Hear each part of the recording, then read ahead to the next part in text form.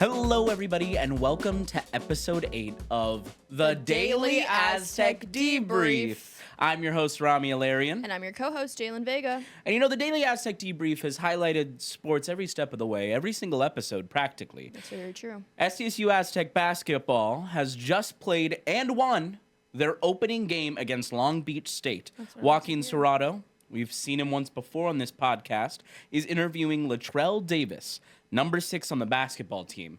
Davis is the first SDSU basketball player to be a native of England, a place where b-ball is barren and soccer is king. Joaquin, thank you once again for your leading today's episode, and let's pass it off to you. All right, thank you, Rami. I'm Joaquin Serrato, and last time I was on here, it was a great time with kicker Gabe Placencia. But right now, I have a special guest with me here who was born and raised quite far away from San Diego, hailing from England. I have the pleasure to be joined by Aztec guard Latrell Davis. Latrell, how are you feeling today? I'm good. Can't complain. Awesome. And fresh out of practice at the Jam Center? Yep. How did that go today? It was good. Intense practice. I mean, just got stuff to work on, but, we're getting there. Awesome. And how I found out, you're from England, a place where, soccer's king there. It's basketball that isn't. I was looking at the hometowns, the sports fanatic I am. I was just taking a look at this year's basketball roster, and got to your hometown. I'm like, wow, Leeds, England. Like, that's very uncommon for basketball. It took me a minute to process how a D1 hooper, obviously, I don't know to tell you how good of a program it is here at San Diego State. Comes from a place like where you're from, because again, other sports dominate the place where you're from. So I just would like to know, Latrell, I mean, across the pond, what I know it's with Leeds, England, but where were you born in? What city do you grow up in? In the media release, when you transferred from San Jose State, it said you were from London. Just let Aztec faithful know, where you born and where you raised exactly in England. I was born in Leeds and raised in Leeds, exactly. I was in Leeds until I was 16, and then I moved to Florida for 2 years, and then that's when I went to San Jose after that. But yeah, I was born in Leeds, raised in Leeds. So that's it. How was it in Leeds? How was it growing up in your hometown? It was cool. I mean, I had a lot of cool friends, good friends. I still speak to them till this day. Growing up, my dad, obviously, he's a DJ.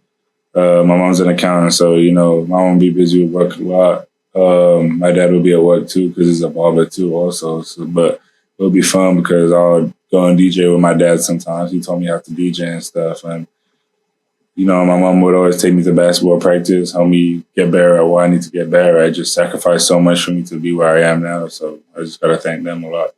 That's awesome. And if you don't mind me asking, what kind of music did your dad DJ?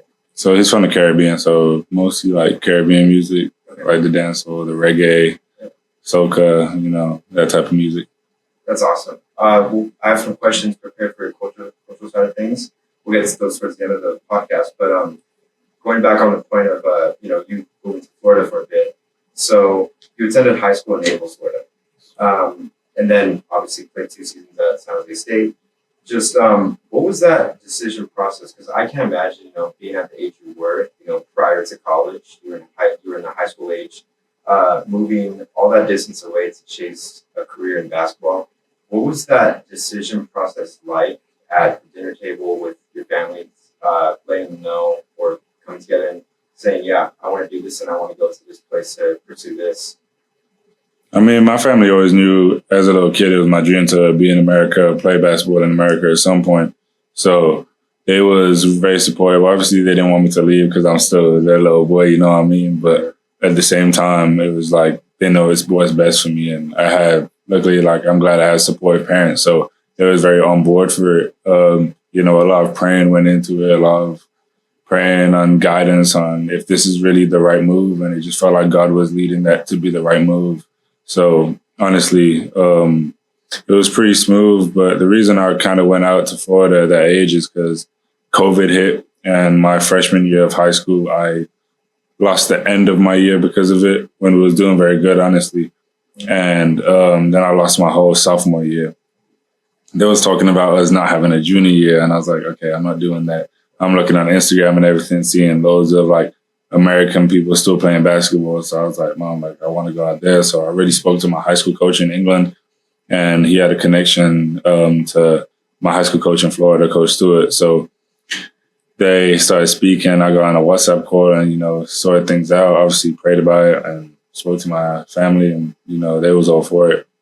How was it playing basketball over in Naples? So you said it was your freshman and sophomore years over in England when COVID hit. How did your junior and senior seasons go? It was a transition. Obviously, time difference, different culture shock. It was very different. I didn't know what to expect because I'm on Instagram seeing America with some freak athletes, and there's like some people that I probably would never see in England. So it's like, okay, I got something to prepare myself for, but I'd always bet on myself, and I always believe I can fit in any environment or any level. So I was just there prepared, ready to work hard and get better. And I would say my first practice really woke me up. I would say there was my high school coach's son. He's called Eli. And I was not getting killed by somebody, but like he was just out hustling me a lot. And he said to me, like, this ain't England. It ain't easy over here. And I took this, and then I remember like that was my switch point. That was my flipping point. And ever since then, I just started killing. Like first game in the season, I had 27, and like I averaged a lot that year. And I ended up winning Southwest Florida Basketball Player of the Year for that grade. And then I ended up getting ranked in Florida by Prep Hoops. I was like 19 in my position and like 53rd in state after 1 year. So, it was a successful year, but yeah, it ended up being pretty easy to me, honestly. So just ready for the next level. And going a little bit out of order here, just going back to, you brought up, maybe even it was a factor or it was present at your time while, you were a high school kid. Just, in that interview with John Sheffer for SDSU Athletics, you were asked, how are you into basketball growing up? You said you were a big KD fan. You said you had KD merch and everything. It was through playing 2K with the Seattle Supersonics. Just tell me, were there any other players or was it really just KD and OKC? Tell me about your basketball fandom coming up, being so far away from the United States, following the NBA. It was really just KD. Like I said, I played 2K and I played as KD, and he was cooking. I couldn't miss with him. So, KD ended up being my favorite player. So I would just support OKC and the team, and obviously root for KD. I seen some of his teammates. I seen Serge Ibaka at they did something in England, and then they had a game in Manchester, and I went to go see. My mom surprised me with tickets, and then we went to go watch. I had a poster up. And like I said, KD ended up speaking to me and seeing that, and he was like, "You all right, bro?" And I was just speechless. I couldn't speak. So, right. Yeah, I wish I was able to speak back in that moment. I want a moment where I could speak to KD now and be like, "Do you remember this moment?" To see if he ever remembered. But to this day, KD is still my favorite player. There's players now I like, but only back then it was really KD. And focusing on that game, it was in Manchester. You said. Was it an OKC preseason game, or what was it exactly? I can't remember because I was very young, but I know they played another NBA team over in Manchester. It's in England somewhere. Yeah. Interesting. And in that same interview with Sheffer, where that was mentioned, Coach Dutcher in the intro before it shows your interview, he had some stuff to say about you. He said, "All these guys are here to not only win, but also to grow their game so they can play at the next level, NBA. So, and then he added, so I think Latrell can grow his game here at San Diego State, have a long career once he's done at SDSU. So, this being your first season, you mentioned earlier that, you transferred from San Jose State to here. You began at San Jose State, then transferred. So, just what does that mean to you in the transfer portal process that the program here is not only interested for, themselves and only winning for themselves, but also catering to its players to develop you as a player? What does that mean to you hearing that as an Aztec basketball player? It means a lot, and they definitely show it. They showed that on my visit, and ever since now, I don't see them changing up and it being different. That was obviously another big reason I came here too, was the culture, the way they invest in the players, the way they help the players, honestly, with the next level. Coach Luster always says one thing. He's like, if all you do is remember me as a coach once you leave here, I've failed as a coach. Like I haven't done a good job. And that's how you know, like they invested in more than just the players. Like they want to guide you, like teach you and like help you for the future. And Coach Dutcher is like I'm trying to help you guys be a man after you're done playing basketball too. Like it's more than just basketball here too. Like obviously basketball is a big focus and we all want to win and that's what we're going to do. So it's just the other side of things too. People don't see like behind the doors, like they're really coaching us and caring us, like you said. And other than the stuff on the court, you know, again, going off what you said, there's stuff bigger than basketball. I guess, you know, outside of basketball, what attracted San Diego State to you? Was it the weather? Was it the culture, as you mentioned? What was it that attracted this place to you? The culture. I like the fans and just like the stuff that like it felt like everybody in San Diego was really invested in the basketball team and really wanted to support and look out for the team. So it was just, like I would say, a culture thing. Like it really felt like a family before I even was committed or anything. Like it just felt like I was called to be here. Ever since my freshman year, like I said, I wanted to go to San Diego State. It was just the arena, the coaches elite, the fans, like everything. Like I was like, looked at a place and I was like, this is somewhere I could be, play my type of basketball. So it was like, you know, and then coming here on my visit, I had a great time and it was just, you know, felt like I was called to be here. And again, you mentioned that since your freshman year at San Jose State, you wanted to come here. Was it an away game where like you played, like I'm assuming it was an away game, and is that when you were like, yeah, I want to come here at some point? Yeah, it was my first time when I came to Viejas. I mean, lights turned off, flashes out. I remember Lamont Butler Dan saw that on his way out. I was like, yeah, like crowd was getting into it. I was like, yeah, like this is like how I imagine college basketball, like with a crowd behind you. Because we didn't really have that at San Jose. But, you know, so I was like, this is what I imagine college basketball to be. And it was just, you know, they play my type of basketball. They were winning teams. Just somewhere I could see myself fitting in very well. We didn't really have that at San Jose. That very leads to my next question. Provident Union Credit Event Center, where San Jose State plays their games, it only seats 5,000 people. Viejas seats around 12,000. I mean, you played here before as a visiting player, as you just mentioned. But, you know, you've played 2 exhibition games. You were there in presence for the game earlier this week against Long Beach State as a home player this time. And especially, because I was there courtside doing a reel for social media stuff for KCR, and it was electric, I guess. How was it being on the home side of things as an Aztec basketball player instead of a visiting player in Viejas? I mean, it's just different knowing the crowd really has your back and, like, you can really make an impact in the crowd and, like, you make a shot and people can cheer for you, like, rather than, like, it not being super loud. Like, the crowd's low-key going to erupt, and I just love having that home court feeling, the home court advantage, knowing that, like, we have the crowd behind us. Like, the other team's not just playing against us, they're playing against our crowd, too. And that's how it feels. I mean, it's very good to know people are watching, people are seeing what you're doing, and people are just supporting. It's nice. Effort and energy. A team with energy is always going to play harder. If our energy is up, we are going to play good. Those are your words from that same interview with John when he asked you about an underrated aspect of your game. Again, I mean, you didn't mention exactly about Viejas with that question, with that quote, but I would just like to know, as you know, as a student journalist, how can we contribute, and what does it mean when you hear that electric energy from the show, from the student section? Because, you know, you went into, you know, just the broadness of Viejas, but just when you see, you know, the student section maybe, you know, contribute to a free throw miss on the other side, or a turnover, whatever it is. How do you and the guys on the bench, you know, feed off that, and how can we contribute as students to essentially winning games? I mean, we're locked in, so like we do appreciate like, you know, being loud during a timeout. Like I know, I'm not timeout, sorry, a free throw. Like I know some of our teammates be like this sometimes, like waving their hands for you guys to get louder, and you listen. And so like it helps a lot because we can feed off your energy sometimes. Like if we're going through a rough patch and then we make a shot, you can feed off your energy. Like I'd say it happened last year when we was up at San Jose State in Viejas, and then y'all made the comeback. The crowd was going loud.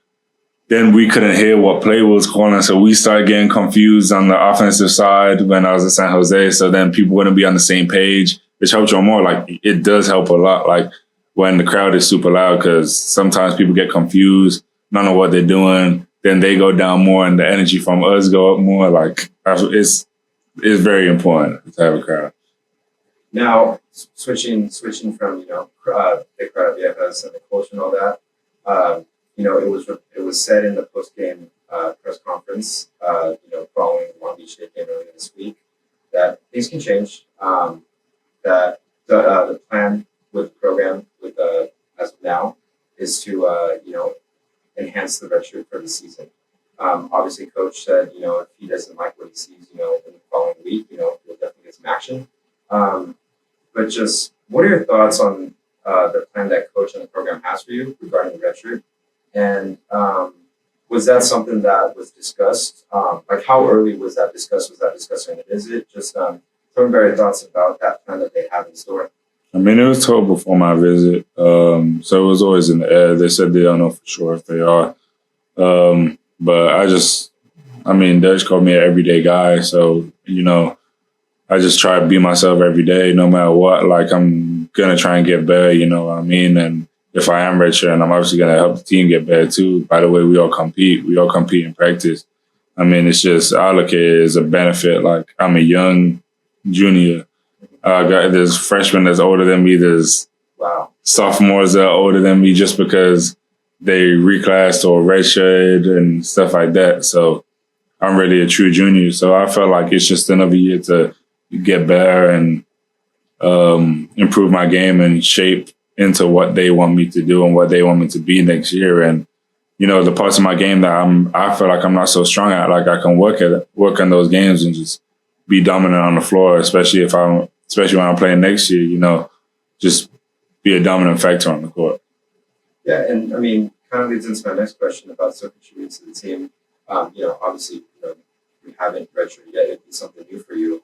Just in what specific ways do you plan on, if it doesn't go through, what specific ways do you plan on contributing to the team? Whether it's at practice or courtside at the games. What do you have in mind to contribute to the side? Just pushing them in practice, like just helping them out. Obviously, I'm still gonna try to be a leader as much as I can, no matter if I'm playing or not. On the bench, obviously encouraging, seeing like the people that are on the bench see the most of the game. Like the head coach is obviously watching the game, but the assistant coaches are really probably going to be the ones that spot everything because they can see everything.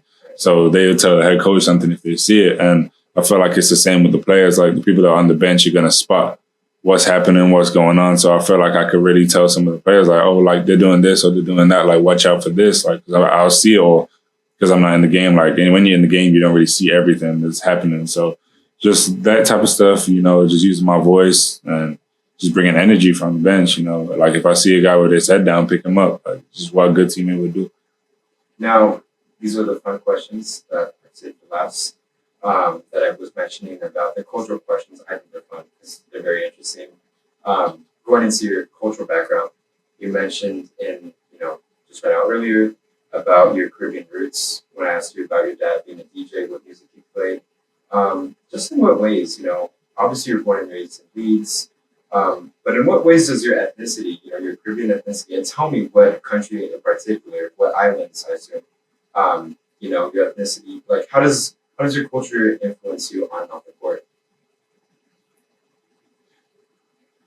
I don't know. Does it in any way? I don't know off the court. I mean, off the court, on the court is just me. Like, I don't know. But off the court, I would say, I mean, it's just, well, my dad's from Grenada. My mom's side's from St. Kitts. Okay. To answer that question. And then off the court, I listen to the music, eat Caribbean food, love Caribbean food, put people onto Caribbean food, is something I love the music. And a lot of my friends from England are from the Caribbean too. A lot of them from Jamaica and stuff. So, it's just a bond. Like as soon as you meet another Caribbean person, it's like, oh, you're from the Caribbean. I ended up meeting two out here over Halloween weekend. And I didn't even realize, and we just bonded straight away just from being from the Caribbean because we don't see a lot of people that really know the ethnicity out here. I guess that was my point. That's what I was trying to ask there. Yeah. Because like you said, there aren't a lot of people that you might see. So does it add, like let's say, there might be some fans in attendance that are, that are Caribbean. So is there any extra, not pressure, but any extra, pride in like saying, yeah, like I'm not only hooping for me, but maybe I'm hooping for the culture in a way. Not really. I really be hooping for the name on the back of my t-shirt and obviously the name on the front too. But I mean, like being Caribbean, it's a thing, just like I feel like more putting on for England and putting on for the sea is more of a thing. Like I don't really feel pressure, but just know I'm doing good because all my friends back home are keeping an eye out and just looking, be like, giving me encouragement, like you're the one, like keep going, and stuff like people that I didn't even think was still watching or still remember me that I haven't spoke to. Like I could have a good game, like I did sometimes last year, and they'll message me like, good game, like keep going, and it's just like reminding me to keep pushing and just keep going.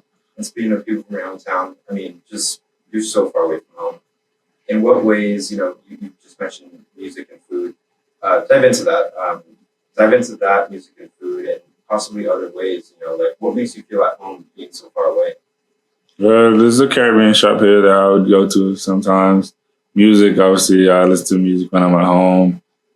With some other Caribbean people that I meet, like I listen to Caribbean music and we're bond because we all know the same songs. Any artists? Go ahead and name them, man. Caribbean artists. This is a lot. I don't even know who to name. Top 3. Top 2. That's a tough question. I know. I mean, this one always gets when people ask me what's favorite song or something. Yeah, that's a tough question. There's too many because it changes all the time. So I really couldn't tell you. Yeah, I really couldn't say. There's a lot. What's the name of that shop? I assume it was a food shop, right? Yeah, Island Spice. Island Spice. Where's it at exactly? Not too far. It's like down the road. I think it's like it's University Avenue, maybe. I think. Okay. I don't know. It's not too far. Find on Google Maps or something. Yeah, it's like I'll say like 8 minutes from here, maybe. Awesome. It's just past like I would say going past the the Chipotle and where the Woodstock is. Right. It's just past there. Honestly. What's your order name? What? What's your order at Island Spice? I normally get the oxtail, curry goat, rice and peas, plantain, and that's really it. But like there's out sometimes, Caribbean food shops, they always be out of food. So I got curry chicken last time, which was good too. Very good. Now, I haven't had Caribbean food ever, but that sounds really good, man. I mean, feel free if there's anything else you'd like to say about moving forward this season, what to expect from the Aztecs, because I got nothing else, man. Any last words? Just expect a good season because we're all bought in. We're all ready to win and compete. Awesome. Thanks for your time, Latrell. That was the Daily Aztec Debrief. I'm Joaquin Serrato. This was Latrell Davis. Thank you for your time, everyone. And thank you again, Joaquin. Let's get straight into the headlines. For sports, in the opening game, as I said earlier, SDSU Aztecs basketball team came out victorious against Long Beach State with a 77-45 win. Junior guard Miles Bird, along with freshman duo Harrington and Simmons, combined for 36 points in the runway win. The freshman duo reached double digits. Head coach Brian Dutcher said, "They were great. I've been told it was the first double-digit performance for freshmen since Jeremy Hemsley scored 20 against Illinois State. And so we have 2 freshmen hit double figures today." Women's basketball has just had an opener as well against UCLA, but unfortunately they lost with a 77-53 defeat. The Aztecs went down 8-0 within the first 3 minutes of the game, but crept up within 2 points soon after. Unfortunately, that was the closest margin of the entire game. Head coach Stacey Terry Hudson said that they did a really great job of sharing the ball and making threes, but I do think that's going to be part of who we are. We're going to take threes, she said. And in the news, the Office of Housing Administration, or OHA, released a preventative maintenance plan to Maya and Olmeca residents following repeated reports of mold. The OHA will conduct room visits, clean and service HVAC vents, inspect potential signs of water intrusion, address areas where moisture may accumulate, and provide residents personalized reminders about cleanliness based on the results of room inspections. The OHA stated, While there have been a few isolated reports of naturally occurring mold spore spotting on some of the surfaces in individual spaces, there is no indication of a widespread issue. Prop 50 has officially been approved. The proposition asks Californians to decide whether to maintain the current nonpartisan redistricting system or to shift towards countering the Republican drawn maps.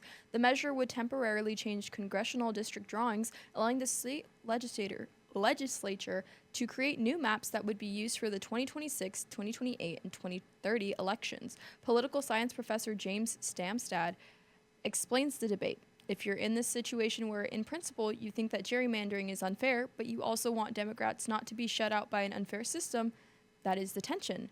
The landmark outcome has the potential to shift power and influence how not only the state, but the nation approaches redistricting in the future. In arts and culture, Deftones came back to San Diego for the 6th annual Dia de los Deftones on November 1st, honoring the Mexican holiday Dia de los Muertos. Besides the bands playing, this festival shows that Latino, especially Mexican culture, is being recognized and still visible by many, said Deftones fan Alexei Licia. It's an opportunity for people to connect and share their roots and show how death is not the end, she said. Now, that concludes our headlines. As always, thank you, dearly listeners. We love you. We look forward to your eyes and ears. Until the next week. Pre-recorded from the Lambden Hall basement, this has been the Daily Aztec Debrief. Bye-bye.